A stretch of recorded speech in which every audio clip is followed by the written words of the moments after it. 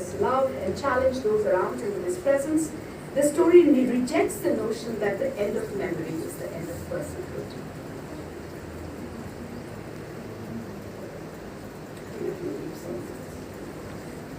This reframing extends beyond the family to broader cultural and philosophical frameworks that tie personhood to narrative memory.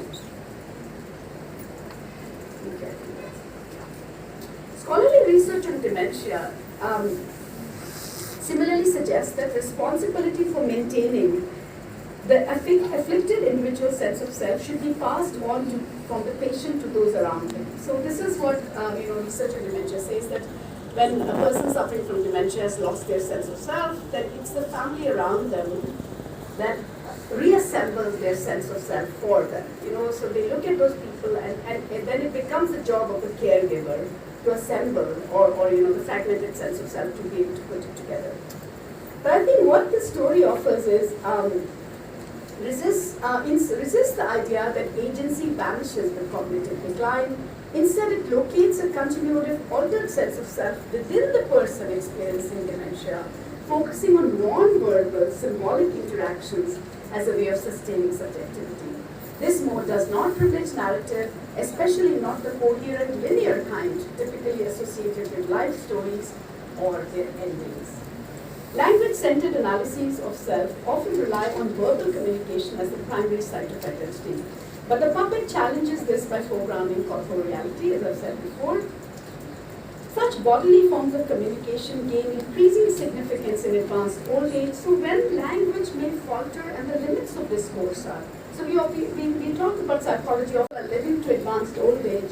There's also room to articulate some kind of conceptual understanding of the post-verbal, when there is a loss of language, and how do you communicate, and what happens to notions of selfhood when that language is gone. So at such moments, the self does not necessarily dissolve. It shifts into a different register.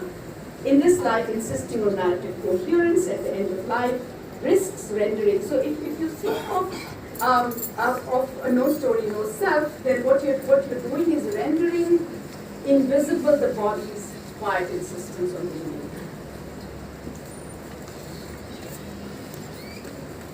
I'll come to my second story now, I have a subtitle for it, Time for the Fruit to Fall. A different kind of challenge to discursive constructions of the aging body and to dominant cultural scripts about ending is posed by the well-known Oriya writer and linguist Vijay Prasad Mahapatra.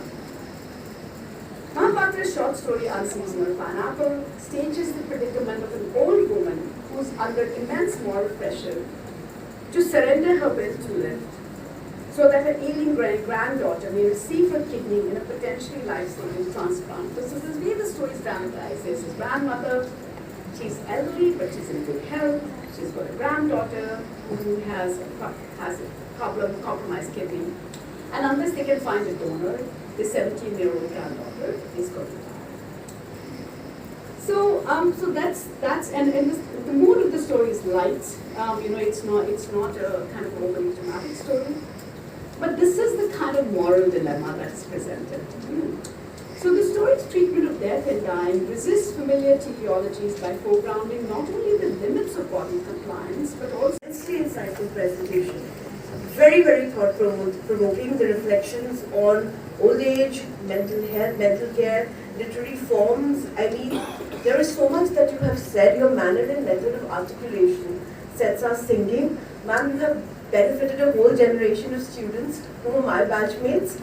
A whole new generation of students is getting benefited, and there is so much that you have said which is impossible to encapsulate. But the beauty, the poise, the thoughtful manner in which everything was put across, ma'am. Thank you so much. And I'm sure that we have a lot of discussants who are keen to ask ma'am maybe certain questions and put forth certain observations. But before we proceed to that, I very gladly welcome the first peer reviewer for today, Professor Mona Sinha.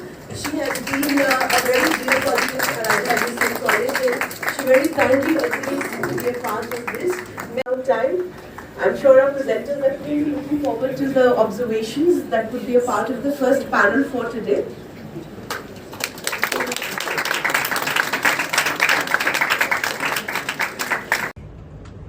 And clap for each other, clap for the excellent effort that you have spent all across the year. And so much is difficult circumstances that you've seen too well.